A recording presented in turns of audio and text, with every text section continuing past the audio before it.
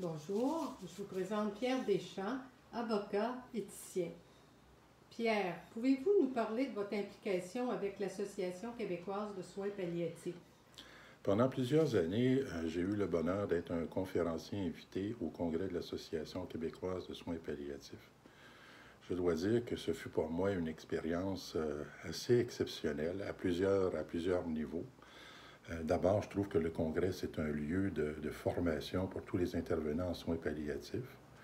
Deuxièmement, ça permet des échanges entre les participants, des échanges qui sont très fructueux, si on peut dire, où est-ce que les gens partagent leur expérience et après ça retournent dans leur milieu riche de des expériences qu'ils ont pu partager. Okay. Quelle importance a l'association pour l'essor des soins palliatifs au Québec, selon vous? Je pense que l'association est essentielle au développement des soins palliatifs au Québec. C'est une association qui est très dynamique, non seulement par ceux qui sont au conseil d'administration, mais également par tous ceux qui participent aux activités de l'association. Et on peut se demander qu'est-ce qui adviendrait des soins palliatifs au Québec si l'association n'était pas là, non seulement à cause de son congrès, qui est quand même une activité des plus intéressantes, des plus populaires, mais également par toutes les interventions que l'association fait dans le milieu des soins palliatifs, mais aussi, et je dirais même surtout, auprès des instances gouvernementales, pour sensibiliser les instances gouvernementales à l'importance des soins palliatifs au Québec. Okay.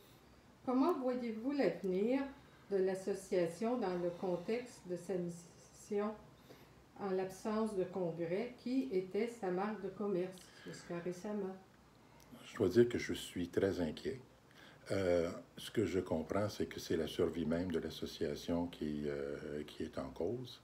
Et on peut se demander, comme je le disais, qu'est-ce qui adviendrait des soins palliatifs au Québec si l'association n'était pas là pour faire la promotion des soins palliatifs.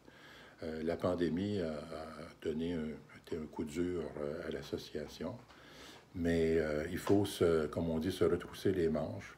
Et il faut maintenant voir vers l'avenir et se dire comment on peut faire pour assurer la survie de l'association, parce que l'absence de congrès la prive d'une source de revenus fort importante qui lui permet justement, entre les congrès, de continuer ses activités. OK. Donc, que proposez-vous aux intervenants en soins palliatifs, qu'ils soient membres ou non de l'association? Mais je pense qu'il n'y a pas 56 000 façons de venir en aide à l'association actuellement. C'est de l'aider financièrement dans des temps difficiles à poursuivre sa mission. J'ai pu comprendre que l'association avait une campagne de souscription. Je pense qu'on devrait faire un effort, un réel effort pour contribuer à la campagne de souscription de l'association afin de permettre sa survie. Ça peut être un montant de 15, 20, 25, 30 dollars et même 100 dollars et plus. Il peut y avoir de généreux donateurs. Mais c'est essentiel de contribuer financièrement actuellement si on veut que l'association poursuive sa mission au Québec. En fait, votre contribution va servir non seulement à l'association, non seulement aux soins palliatifs, mais va vous servir à vous-même parce que si l'association survit, ben, l'an prochain, vous aurez peut-être un congrès encore plus exceptionnel que ceux que vous avez connus par le passé. Merci, Pierre Deschamps.